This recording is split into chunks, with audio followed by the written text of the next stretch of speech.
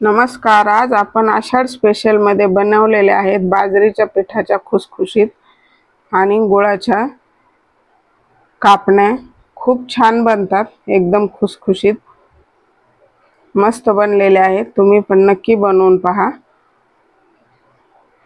चला तर मग वेळ न घालता रेसिपीला सुरुवात करूया। कणकेच्या पण बनवतात, पण मी बाजरीचे पीठ आणि कणकेच्या मिक्स बनवलेले आहेत। नमस्कार, अन्नपूर्णा रेखा या माझ्या चॅनल मध्ये आपलं सर्वांचं खूप खूप खूप स्वागत आहे। चला तर मग रेसिपीला सुरुवात करूया। हा 1.5 कप गूळ घेतलेला आहे। गूळ कापून घेतलाय मी। तुम्ही पावडर वापरली तरी चालेल। आणि 1.5 कप गव्हाचं पीठ, नाही सॉरी, बाजरीचं पीठ आणि 1.5 कप गव्हाचं पीठ वापरायचंय।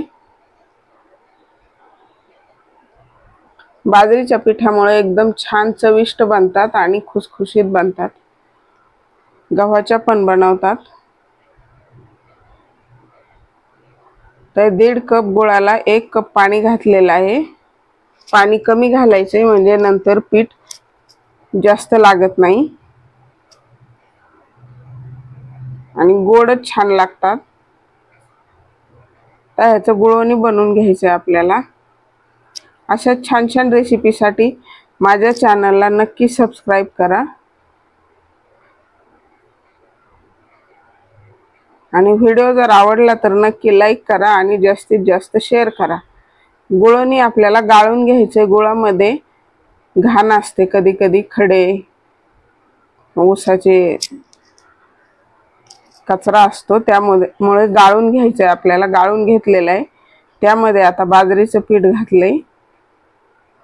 परत जर पीठ लागलंय एक्स्ट्राचं तर वापरणार आहे मी, नाही लागलं तर गरज नाही। थोडंसं मीठ घालायचंय। गोडाच्या पदार्थाला मीठ टाकायलाच हवं। 1 टीस्पून वेलची पूड घातली आणि आता जायफळ घालायचंय खिसून। तुम्ही बडीशेप किंवा सुंठ पावडर वापरली तरी चालेल, तुमच्या आवडीनुसार।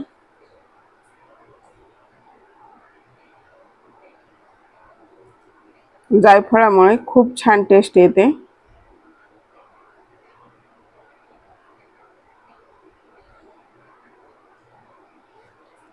मी आता तीळ घालणार आहे। हे मोहन घेतलेलं आहे 3-4 चमचे, गरम करून थोडंसं कोमट झाले तर मिक्स करून घ्यायचं हे पीठ।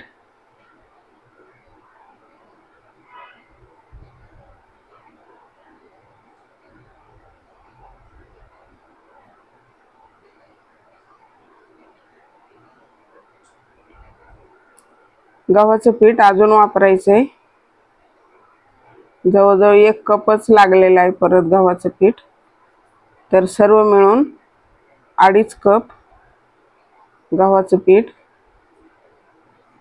लागलेलं आहे। हे तीळ घातलेले आहे छोटी वाटी। तुम्हाला आवडत असेल तर खसखस वापरा, कुठलंही चालेल।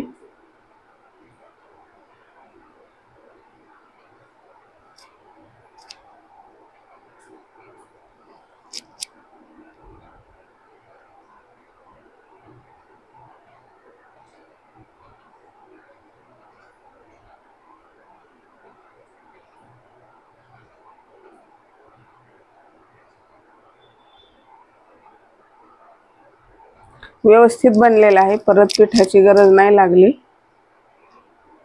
बाजरीचं पीठ थोडंसं पाणी शोषून घेते, त्यामुळे थोडंसं घट्ट होणार आहे ते नंतर। अशी कन्सिस्टन्सी बरोबर आहे। जास्त पातळ किंवा घट्टही नाही करायचे आपल्याला, म्हणजे आपल्याला लाटायला व्यवस्थित पडेल अशा हिशोबाने। त्याला थोडंसं 5-10 मिनिटांसाठी भिजू द्यायचं, नाही भिजवलं तरी चालेल। बाजरीचं पीठ बारीक असेल, थोडं मोठं जर असेल तर भिजू द्यायचं, नाही तर लगेच बनवलं तरी काही प्रॉब्लेम नाही। हे अशा पद्धतीने उंडा करून आपल्याला त्याला लाटून घ्यायचे। थोडंसं तेल लावायचं खाली, पीठ लावायची गरज नाहीये. लाटून घ्यायचंय, जास्त पातळ नाही लाटायचंय, थोडंसं जाडसर लाटायचंय. तीळ वाटल्यास थोडेसे भाजून घातले तरी चालतील, मी तसेच घातले.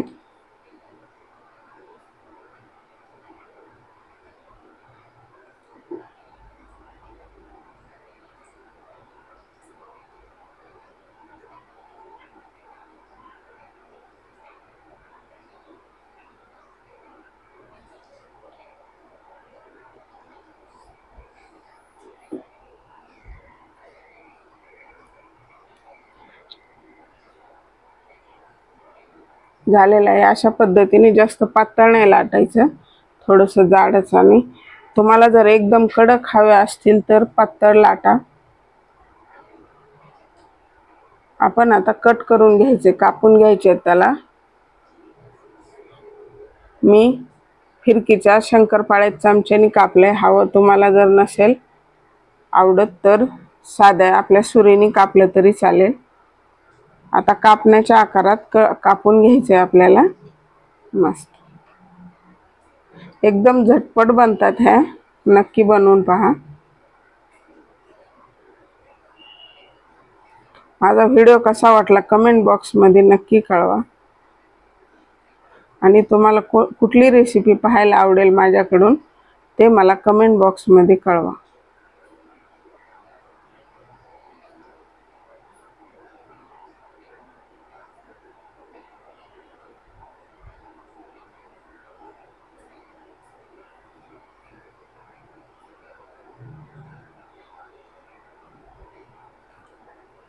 तर दुसरे पण एक लाटून झालेला आहे, कापून दाखवते.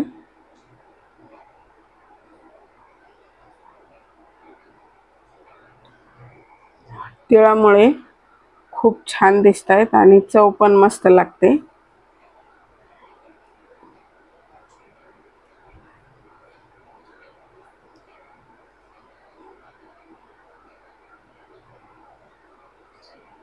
मस्त अशा काढून घ्यायच्या आहेत आपल्याला.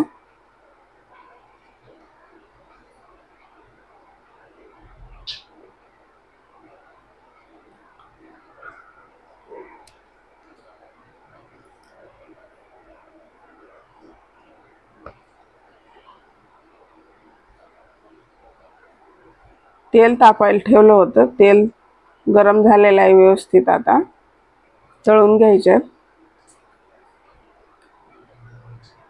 लो टू मीडियम फ्लेमवरतीच तळायचे आहेत आपल्याला, जास्त फुल फ्लेमवरती नाही तळायचे आहे आणि जास्त कमी पण नाही ठेवायचे, नाहीतर ते एकदम कडक होऊन जातात. मीडियम फ्लेमवरती तळून घ्यायचे म्हणजे छान खुसखुशीत बनतात. तळीत तळीत मी अजून राहिलेल्या पिठाच्या बनवणार आहे.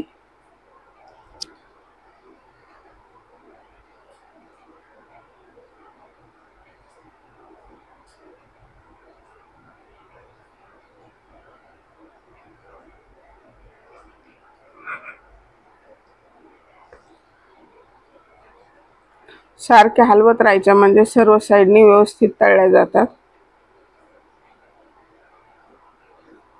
व्यवस्थित ब्राऊन कलर होईपर्यंत आपल्याला तळून घ्यायच्या. गोळामुळे त्याला लवकर ब्राऊन कलर वाटतो.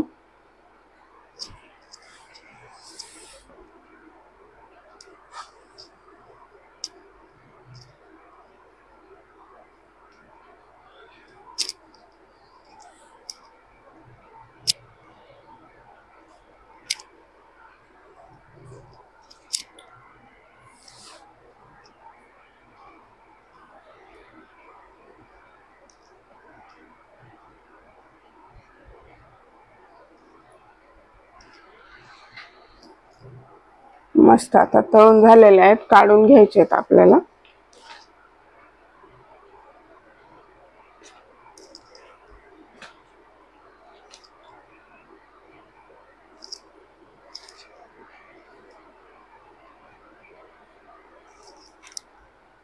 दुसरी बॅच टाकते आता.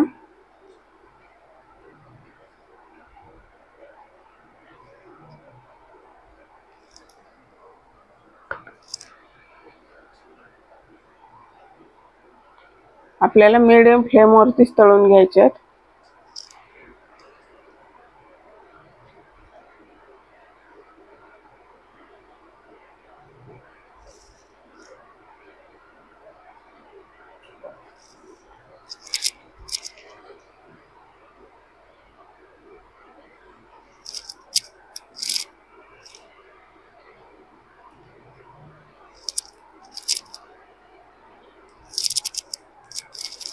हे पण तळून झालेले आहेत, आता काढून घ्यायचे.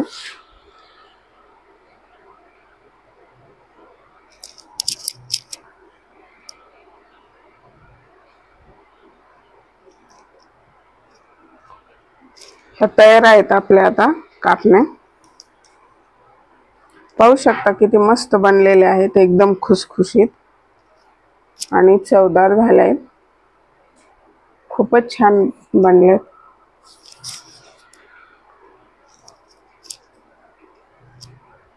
माझा व्हिडिओ कसा वाटला कमेंट बॉक्स मध्ये नक्की कळवा. व्हिडिओ जर आवडला तर लाईक करा. चला तर मग भेटूया अशाच नवीन एका रेसिपी मध्ये. वेळात वेळ काढून